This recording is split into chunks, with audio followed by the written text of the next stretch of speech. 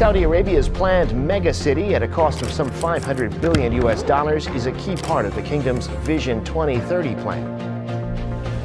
For Saudi Arabia, the biggest oil exporter in the world, the drop in oil revenues has left a big hole in its budget. It's a fact that Saudi Arabia is gradually running out of money. I mean, they'll be the first to acknowledge that the Sovereign Wealth Fund has been reduced. It's somewhere below $500 billion. The $500 billion project is part of efforts to free the kingdom from its dependence on oil. दोस्तों, Saudi अरब एक ऐसा देश है जिसकी GDP $1 trillion से भी ज्यादा की है, जिसके पास सबसे ज्यादा क्रूड ऑयल है। यहाँ के लोग सबसे ज्यादा अमीर हैं।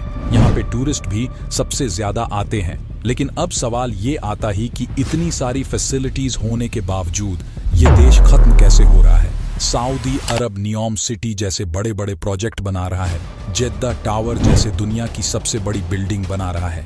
वहाँ के क्राउन प्रिंस मोहम्मद बिन सलमान सऊदी के कानून में चेंज ला रही हैं, जैसे कि औरतों को कार ड्राइविंग करने देना, महिलाओं को स्पोर्ट्स में हिस्सा लेने देना, वहाँ के सिनेमा थिएटर को फिर से ओपन करना, और ऐसे ही बहुत सारे चेंज अपने कानून में ला रहे हैं। लेकिन अब सवाल ये आता है कि इन सब की क्या जरूरत है। ऐसा तो क्या हो गया सऊदी अरेबिया के साथ जिसकी वजह से उन्हें अपनी इस्लामिक आइडियोलॉजी चेंज करनी पड़ रही है। आज की वीडियो में हम इसे के बारे में बात करेंगे। दोस्तों, ये कुछ 5 पॉइंट्स है जिसकी वजह से सऊदी अरब का डाउनफॉल शुरू हो रहा है। इसके बारे में हम आगे वीडियो में बात करेंगे, लेकिन उससे पहले हमें सऊदी अरब के बारे जानना होगा। दोस्तों, सऊदी अरब पूरी इस्लामिक कंट्री है जिसकी 100% पॉपुलेशन इस्लाम को फॉलो करती है। सऊदी अरब को कोई 200 साल पहले जानता तक नहीं था। इस देश को सिर्फ इस्लाम की वजह से जाना जाता था, क्योंकि इस देश में इस्लाम की शुरुआत हुई। यहाँ इस्लाम के 2 सबसे इम्पॉर्टेंट शहर है, मक्का और मदीना। सिर्फ इसी रीज़न से सऊदी को पूरी दुनिया में जाना जाता था। लेकिन 200 साल पहले यहाँ क्रूड ऑयल की खोज हुई, यहाँ कच्चे तेलों की बड़े बड़े भंडार मिलने लगे। फिर क्या था, सऊदी अरब ने इसके बाद पीछे मुड़कर नहीं देखा। सऊदी अरब का क्रूड ऑयल पूरी दुनिया खरीदने लगी। सऊदी और अमीर बनने लगा, यहाँ के लोग और आमिर बनने लगे। सऊदी अरब ने बहुत ज्यादा पैसा कमाया और आज सऊदी की जीडीपी $1 ट्रिलियन से भी ज्यादा की है, क्योंकि क्रूड ऑयल की जरूरत पूरी दुनिया को है।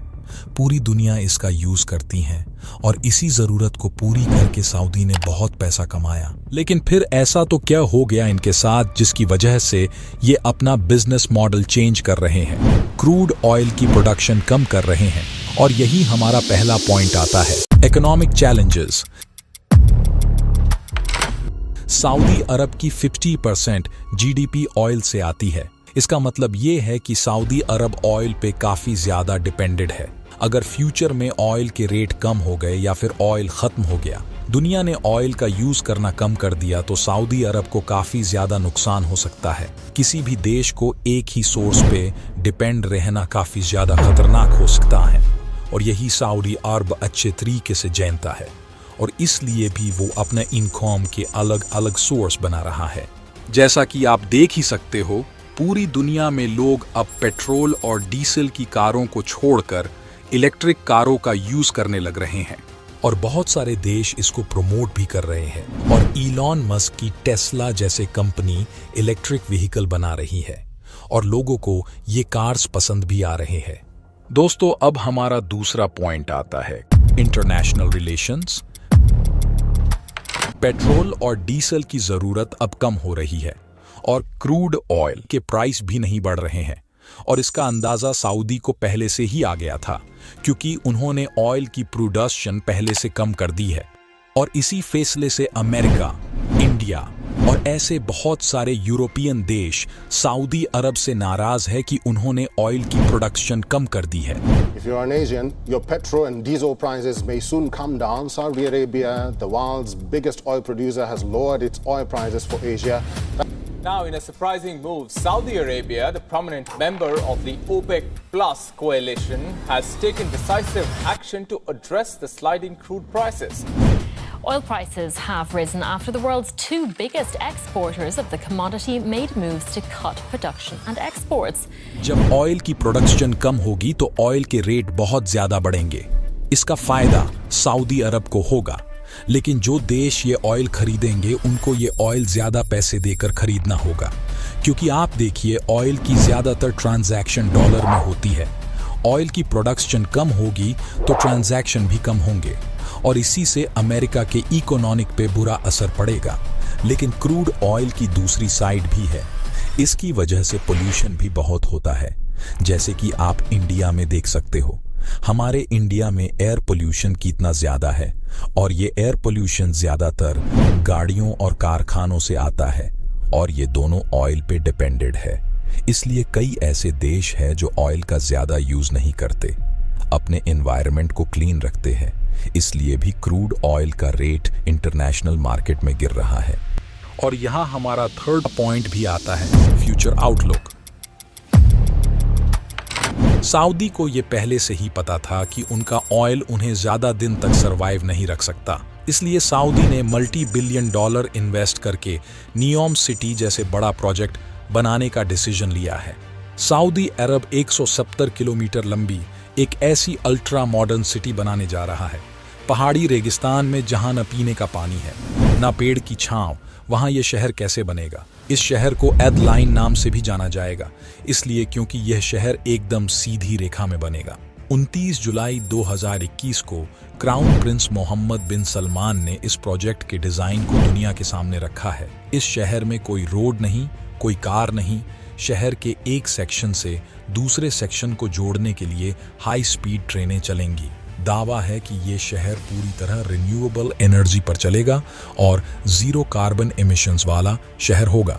ये शहर 3 लेवल का होगा। अपर फ्लोर पर सिर्फ हरियाली से भरपूर नेचुरल व्यू होंगे। सेकंड फ्लोर पर लोग रहेंगे। स्कूल, हॉस्पिटल और मॉल जैसी डेली लाइफ से जुड़ी सभी सुविधाएं रहेंगी। सभी जरूरत की चीजें सिर्फ 5 मिनट की वॉकिंग डिस्टेंस पर होंगी।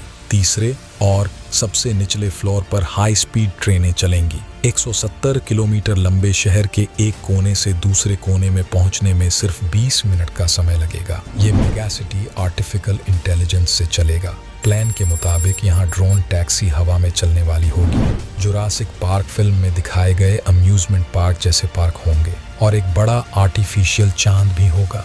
और ये बेहतरी प्रोजेक्ट 2030 तक बनेगा। और यही नहीं, सऊदी अरब दुनिया की सबसे बड़ी बिल्डिंग भी बनाने जा रहा है। प्रेजेंट में बुर्ज खलीफा दुनिया की सबसे बड़ी बिल्डिंग है। उसी का रिकॉर्ड सऊदी अरब तोड़ने वाला है, जिस बिल्डिंग का नाम जदा टावर रखा जाना है, जिसकी लेंथ 1 किलोमीटर से भी ज्यादा की होने वाली है। और यही हमारा फोर्थ पॉइंट भी आता है, पॉलिटिकल अनसर्टेनिटी। सऊदी अरब डेमोक्रेसी देश नहीं है। वहां आज भी राजशाही चलती है, जहां सभी डेवलपमेंट देश डेमोक्रेसी यानी लोकतंत्र का इस्तेमाल करते हैं। यानी उनका नेता, उनका प्राइम मिनिस्टर कौन बनेगा, इसका डिसीजन आम जनता वोट देकर करती है।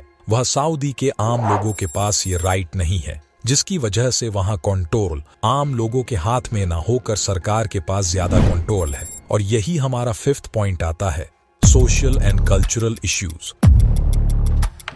सऊदी अरब उनके कानून को भी सॉफ्ट कर रहा है। जहां पहले सऊदी उनके वुमेन्स के ऊपर कठोर कानून लगता था, अब सऊदी अरब वुमेन्स को छूट दे रहा है। फॉरेन इन्वेस्टमेंट अपने देश में ला रहा है। दोस्तों, हम सब जानते हैं कि सऊदी की 50% इनकम ऑयल बेच के आती है, लेकिन 2050 तक सऊदी का ऑयल पूरी तरह से खत्म हो जाएगा। जब उनके पास ऑयल बचेगा ही नहीं तो उनकी इनकम कहां से होगी? उनकी इकोनॉमी पूरी तरह से गिर जाएंगे। इसलिए वो अपने देश को दुबई जैसा टूरिस्ट देश बनाना चाहते हैं। फॉरेन कंपनीज को अपनी तरफ अट्रैक्टेड करना चाहते हैं। और ये पूरा मिडिल ईस्ट जानता है कि उनका तेल एक दिन पूरी तरह से खत्म होने वाला है। इसलिए ये सारे अरब देश अपने आप को ग्लोबली रिप्रेजेंट करना चाहते हैं। जैसे कि आपने देखा ही होगा, कतार ने फीफा वर्ल्ड कप को ऑर्गेनाइज करके पूरी दुनिया का ध्यान अपने ओर खींच लिया।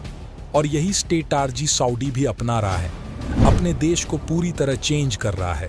लेकिन अगर सऊदी के ये सारे बिलियनियर डॉलर के प्रोजेक्ट फेल हो गए तो सऊदी का सरवाइव करना बहुत मुश्किल होगा। लेकिन दोस्तों, सऊदी का एक और बिजनेस मॉडल है जो कभी खत्म नहीं होगा, और वो है टूरिस्ट का बिजनेस। जब तक सऊदी के पास मक्का और मदीना जैसे इस्लामी शहर है जिनकी मान्यता इस्लाम में बहुत है, जब जब यहाँ पूरी दुनिया के टूरिस्ट आएंगे तब तक यहाँ बिजनेस के अपॉर्चुनिटी भी बढ़ेंगे। इस पूरे ओवरव्यू पे आपकी क्या राय है, हम कमेंट करके ज़रूर बताएं।